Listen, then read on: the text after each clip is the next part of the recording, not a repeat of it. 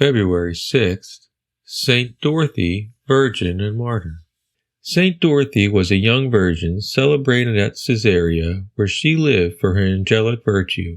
Her parents seem to have been martyred before her in the Diocletian persecution, and when the governor came to Caesarea, he called her before him and sent this child of martyrs to the home where they were waiting for her. She was stretched upon the rack and offered marriage if she would consent to sacrifice, or death if she refused. But she replied that Christ was her only spouse and death her desire. She was then placed in charge of 2 women who had fallen away from the faith in hope that they might pervert her. But the fire of her own heart rekindled the flames in theirs, and she led them back to Christ. When she was sent once more to the rack, the governor himself was amazed at the heavenly look she wore, and asked her the cause of her joy. "Because," she said, "I have brought back 2 souls to Christ, and because I shall soon be in heaven rejoicing with the angels." Her joy grew as she was buffeted in the face, and her sides burned with plates of red-hot iron.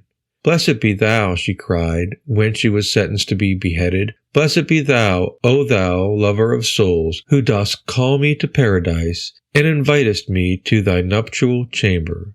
Saint Dorthy suffered in the dead of winter, and it is said that on the road to her passion a lawyer called Theophilus, who had been used to calumniate and persecute Christians, asked her in mockery to send him apples or roses from the garden of her spouse. The saint promised to grant his request, and just before she died, a little child stood beside her, bearing 3 apples and 3 roses. She bade him take them to Theophilus, and tell him this was a present which he sought from the garden of her spouse. Saint Dorthy had gone to heaven, and Theophilus was still making merry over his challenge to the saint when the child entered his room. He saw that the child was an angel in disguise, and the fruit and flowers of no earthly growth. He was converted to the faith, and then shared in the martyrdom of Saint Dorthy.